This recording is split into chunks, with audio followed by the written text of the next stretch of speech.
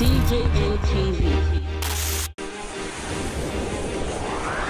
DJNTV.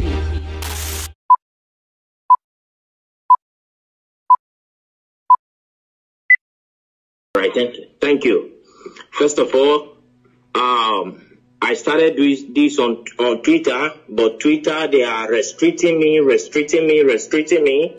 I want to first of all say, you can follow me on Twitter with the name Boris Moro, Boris Moro. Hello. So the whole scenario is that President Muhammadu Buhari, he died on the 19th of February.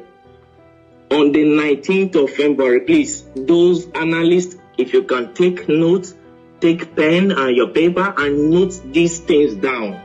Note them down carefully.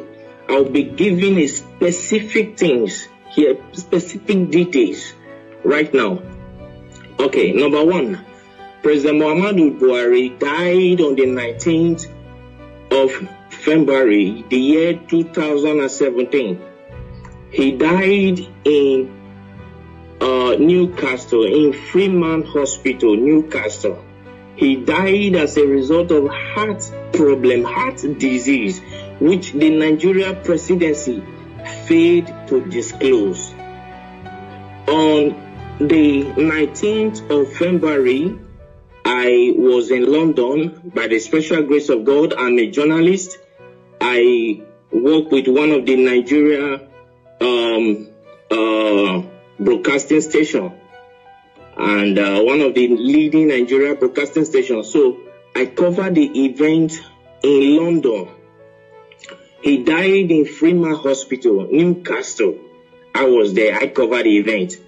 Then, you know, Muslim, they don't embalm people. So on the 20th of February, he was flew in to Saudi Arabia, where he was buried. I was there live and I covered the event where Aisha Buhari put on white attire. I think you are with me. Go ahead. So where Aisha Buhari put on white attire and the children. Can you pause a bit? Can you pause a bit? And let me remind Nigerians and the entire world that this event he said he covered, he have the video. He have the video. I do. Go ahead. I have all the video. So the Nigeria Aisha was putting on white as a sign of mourning to her husband, who is the late President Muhammadu Buhari. Then the children, according to the Muslim tradition, were putting on black. I have the video, I have the photograph and everything. You understand? Then on the 23rd of February, I was in Ethiopia as a journalist. I moved around. So I was in Ethiopia where the African Union, the AU, hold a summit, a mini silence for late President Muhammadu Buhari on the 23rd of February, the year 2017. Hold on, please. Please, hold on. I know that interrupting you is I know this kind of thing is very, very difficult. But please, hold on. Now, you, after covering the event, you went to Ethiopia on the 23rd of April, on the 23rd of February yes. 2017. And yes. You were there at the African Union Summit or whatever. Yes. You covered it with your own camera as a journalist, and yes. You have the video. Exactly, I do. Go ahead. So I covered the events there where the African Union hold a minute silent for late President Muhammadu Buhari. So to show their last respect to the late President Muhammadu Buhari of the Nigeria government. Then on the 28th of February, still, which I think is the last day of February. Then, what was it called? Queen Elizabeth gave a condolence statement to the Nigeria government in respect of late President Muhammadu Buhari, and which went viral. Yes. So, all of these, the Nigeria government led by late Abakari and with the Kaaba swept under the carpet for selfish and greed reasons. Then on the 2nd of March, Eric Joyce, the ex-British lawmaker, Eric Joyce, ex-British lawmaker, he issued a statement, that a condolence statement to Nigeria for the loss of her president. Are you with me, sir? Yes. Then they swept it under carpet, and the man got angry and came out to say that President Muhammadu Buhari is dead. If President Muhammadu Buhari if they think he is lying, that they should come out to challenge him. You understand what I'm saying now? Yes, that they should come out to challenge him in the court of law, that he will come out with every evidence to prove that Muhammadu Buhari is dead. As I talk to you, since 2017, till this minute, nobody from the Nigeria government all across the nations of the earth came up to challenge Eric Joyce, the ex-British lawmaker. That went by. Then on April 17th, one American journalist by name Mark Smith, he came up to say that the corruption going on in Nigeria is unbearable, that he can only imagine how the Nigerians are surviving in that country, that there is corruption everywhere. You understand? So we just talked over all this. But what actually prompted me to come up to this tonight is, one, the Nigerian youth have been suffering 60 years of independence, 60 years of suffering and smiling, and yet the government is taking them for granted. Now the Nigerian youth, they came up to say, no, enough is enough. We don't need this anymore. Let's put an end to this. All what they could do was to send the military to fire them.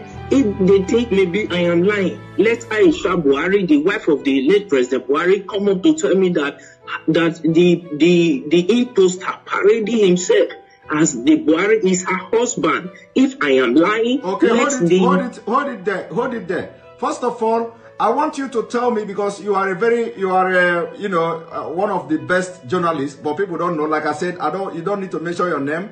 You don't also need to mention the Nigeria TV station where you work and all that. So now during the time when this man died, I want you to tell me, what did you do? Like, did you contact anybody in Nigeria, like any prominent politicians, and who is the person and what did you discuss? And can you tell us why, what happened that the Nigerian media didn't carry out the news, including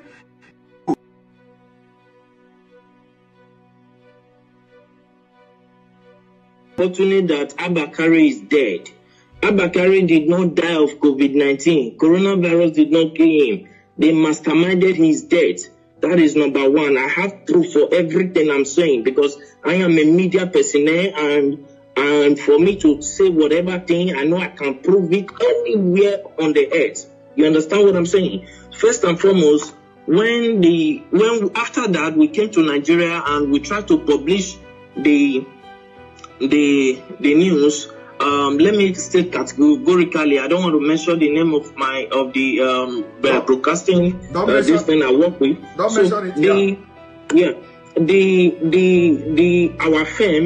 firm was suspended by the National Broadcasting Commission, NCC, NBC, National Broadcasting Commission, suspended our firm, our broadcasting station from airing because we carried the news. Because because they know, they have information that you were there. You were there, yeah, and you followed everything. So when you came to Nigeria, they suspended you from, they suspended your firm. So I'm coming to that, sir. Let's not rush it. Abba Kari called me to Aso Rock. You understand what I'm saying? Yes. So I flew into Abuja to go and see him. And he told me that if I can keep quiet, that my safety to be alive will be guaranteed, and for my generation to come, no, we suffer again as a result of the bribe he was offering me. You understand what I'm saying? Yes. So I told him, accepting bribe is not the problem, but my conscience will judge me till I die. Yes. So I cannot do that. And to God who made me, I'm saying this categorically, and God Almighty is my witness. I did not take a dime from him. So I left. Then I called Bola Tinubu Asiwaju, okay, the Lagos State richest man on earth. Let me use the word. So I called him on his MTN line. I can call the line now, the MTN line that I use in reaching him. I can say it here. The number is 080-622-40104. That is the number I use in calling Bola Tinubu Asiwaju. So I called him on phone to tell him about the development, and he came up to tell me that I should shut up, I should keep quiet, and so many other trash and nonsense that he told me. That at the end of the day, I was suspended from my work. You understand? As a journalist. Okay, hold it there. So you called Bola Ahmed Tinubu to tell Tinubu, of course you normally call him too. This is not the first time you are calling him, by the way. We normally communicate. Okay, so you called him on this number you called now, 080-622-40104. Yes. And then he tell you to shut up and tell you a lot of things. He specifically, I can still remember, I still have the record of that conversation. You understand? Because as a journalist, you keep record of things, because years to come you might need it. You understand me? Okay. So I still have the record of that conversation. So when I called him, he told me that Nigeria is not like other countries. That Nigeria hence of affair revolve and must continue to revolve around the cycle. You understand now? He told me that it must continue to revolve around the cycle, that the system of governance in Nigeria is different from every system of governance in the world, on earth. That in Nigeria, transparency is something that they don't toy with, that they try to hide everything, that it's not everything the masses must know. It's not everything the masses, the people of Nigeria must be aware of. Are you getting what I'm saying, sir? Yes, yes. So he told me, and he offered me money too. He offered me a bribe. He said as long as I kept quiet, then I called the vice president too, Yemi Osibanjo. You called the vice president too? Okay. Yes, I have his contact, but I for security reasons I wouldn't want to disclose his contact to the public. You understand what I'm saying? Yes, go but ahead. If you needed one I can give it to. No need. Just go ahead.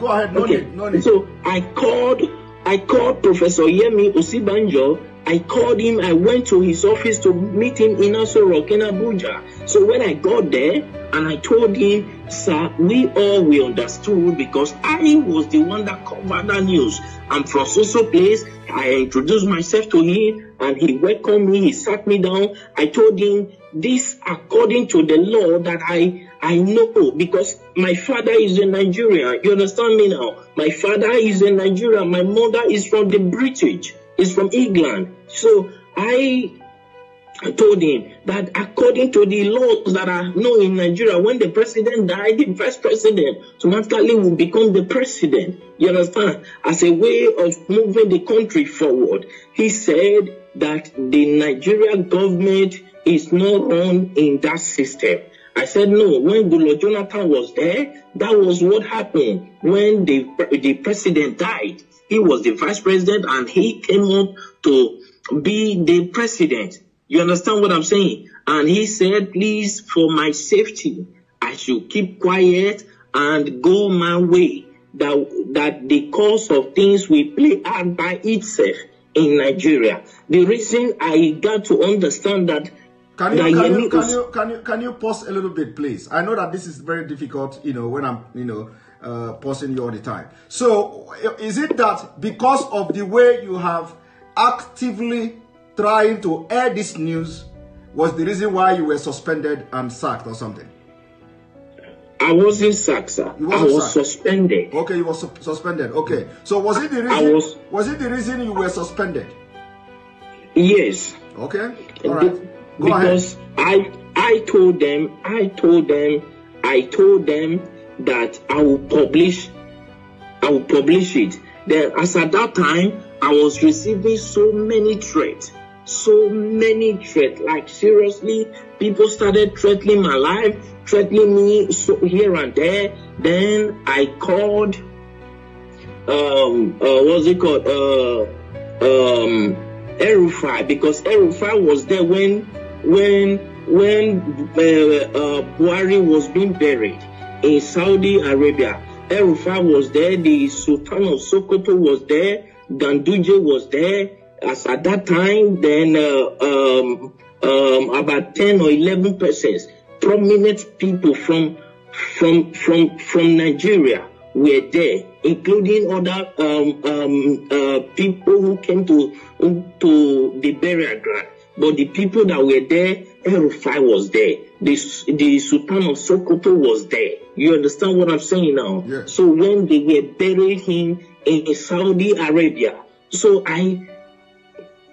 and they started threatening me. At that time, they threatened me. Because I told them I would publish the video. You understand what I'm saying? Yes. And I understand that many of them are hearing me right now. I understand that many of them will come up to say it's a lie. Nothing like that happened. But if any of them can come up to challenge me that this and this and this I'm saying now never happen, I will be very glad, because I will pick it up from there. I will take it to the court, to the International Court of Law. Let Aisha Buhari come up to tell me that the man he's posting as a Buhari is the real Buhari. I will come up with every evidence, including the video of how he was wrapped with the Nigeria flag, yes, with the green, white, green cloth. Okay. I will come up with the video of everything. Okay, let them come out and challenge me. Okay, hold it there. So actually, the video and all these pictures were taken away from you, but you have your own backup as a journalist. I always have backup. All right. I always have backup. Go ahead. My camera was seized as a journalist. It was seized at the airport in Lagos. Your camera was seized at the airport as you are coming back to Nigeria? Yes, in Lagos. Okay. Till today that I'm talking to you, I've never set my eyes on that camera. But you have backup. You understand they didn't know that. You know they are Of course, I have all my backup. Even this evening, I was going through the backup. I was playing all of them. I was going through them again. So if they want to debunk this thing, I'm saying that it's a lie. Nothing like that happened. How come the AU, the Africa, our presidents, had a minute silent for them? As at that time, I could remember I called the president of Ghana on this issue. The president of Ghana told me that it is not in their interest, that if the people of Nigeria cried out for 30 days. That is when they will take up the case, that the AU will take up the case. As long as nobody has cried out, that it is assumed that they understood what is going on, that in Nigeria is not Ghana. That is what the president of Ghana told me. You understand what I'm saying now? Yeah. I understand that many of them are hearing me right now. Let any one of them come up to challenge me. I went to Ethiopia. I spoke with a prime minister, with one of the lawmakers there, and he told me that it is not in their interest. Then I accused him of being bribed. If not, he would have come up with an action, because he is the secretary of the AU, of the African Union. You understand me now? As at then. Yes, as at that time. So I challenged him. I accused him that they have been offered bribe, and he told me that he has never received any bribe from Nigeria, though many of them are coming with proposal. But whether he later accepted bribe, I don't know. You understand what I'm saying now? But the truth is this: Buhari is long dead in Freeman Hospital in Newcastle in London on the 19th of February, the year 2017. He's dead. Buhari is dead. He was buried in Saudi Arabia. Nobody can tell me that he's still alive. Buhari, that I know, if you look, when Nnamdi Kanu came up, you understand, they said that he's talking rubbish. I have never met Nnamdi Kanu on face to face. He doesn't even know me. He doesn't even know whether I'm fair or black. He doesn't know me. And I've never given him anything. He has never given me anything. You understand now? But the truth is, as a journalist, I swore an oath to stand by the truth at all times. Irrespective of what may be at stake, I swore an oath to God and to humanity. And now you no longer work with this television station, and now because of what is going on in Nigeria, you are ready to shatter the table. If I am not answerable to any Nigerian authority, you understand now? When I was suspended, I was waiting if my suspension would be lifted. I waited for a period of 6 months. My suspension was not lifted. Then I resigned. I sent them my resignation letter. Then I left. I started my own firm by myself. You understand me now? Which I am growing by the special grace of God. You understand what I'm saying now? Then what we do, because a lot of people, of course, a lot of people are demanding that we are not going to discuss here. Whether we are going to how we're going to bring video to start flashing and stuff like that, because we want to be killing them, slowly. So we want to be killing them slowly. It is not going to be boom. So a lot of people are saying we should bring the video. We are not going to respond to that at this point, whether we are going to bring the video or not. But so long as they are following the program, following what we're doing, the videos and evidences will be dropping bit by bit. All right. Thank you very much. The issue is, thank you, sir. Please, I want to say something, sir. Okay, go ahead. Thank you very much. I appreciate you. I appreciate what you are doing, and I appreciate the good people of Nigeria who stood up to say, no, we cannot face this anymore. I appreciate all of you. But one thing we must understand is the spirit of unity has to be strong in the Nigeria youth. You understand what I'm saying? Because any protest that does not last for 30 days cannot draw the attention of the European Union and the African Union.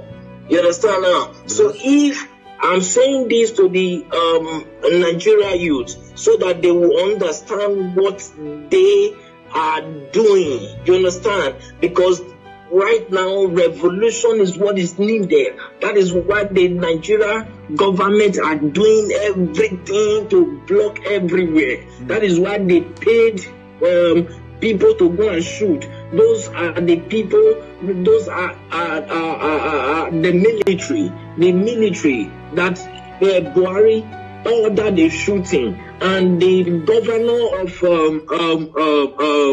Lagos State, Sanwo-Olu said that there was, at first I watched him, he said there was nothing like that. Then I called him on the phone. That was day before yesterday.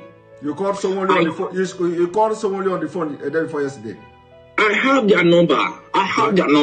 I called him on the phone and I asked him, why are you saying this? It is obvious across the nations of the earth. Why are you saying this? People will come after you. The Nigerian youths that I know, they are calm, but when you toy with their simplicity, they will come after you.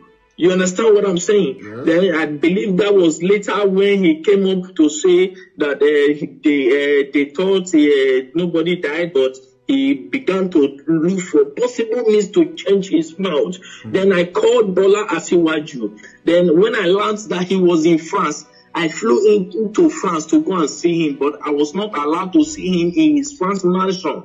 You understand? Then I called him on his phone. His phone was switched off and he couldn't attend to my call. Then I went to his LinkedIn page. Yeah, I went to his LinkedIn page to contact him. And when I contacted him, he told me that he was never the one that ordered the shooting, though he was aware of it. I was asking him, why did you order people to remove that camera? He said he was not the one, that it was the governor Sanwo-Olu that ordered them to remove it, that nobody can remove it except the governor signed it. So the governor of Lagos State, he was aware of what will happen. He was aware that soldiers were going there. He let any of them come up to say this is not true, and I will publish the voice notes, the voice recording through LinkedIn that I communicated with Asiwaju Bola Tinubu. You understand what I'm saying tonight? Yes. Thank you very much. You know, some people will be saying, "Oh, this thing is not adding up." You know, sometimes when you are in the field, the way this Nigeria politicians, the way this Nigeria story goes, you know, sometimes it will go up and go down. Some people may not be, you know, getting the point. Some people may not understand, you know, why would you go to France? Why would you do this? You know, but when a journalist who is like, you know, dealing with all these politicians in Nigeria, and you want to be the person to have the first-hand information of whatever that is happening, and especially when you are out of the game, especially from the Nigeria space, and now you want to be, you want to have first-hand information of what is going on. You know, sometimes when something like this happens, of course, you can fly to anywhere just to get the information and get the first-hand information, you know, to have it in your own space. But anyway, sure. I must thank you very much. This is the first time you are talking to anybody about this. Yes. This is the first time ever you are talking to anybody about this. We are going to continue our discussion. It is not going to be online. It is not going to be live.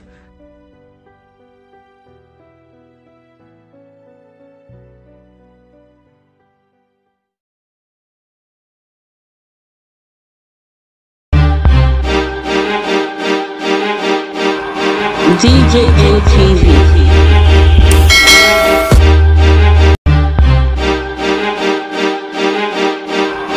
DJ LTV.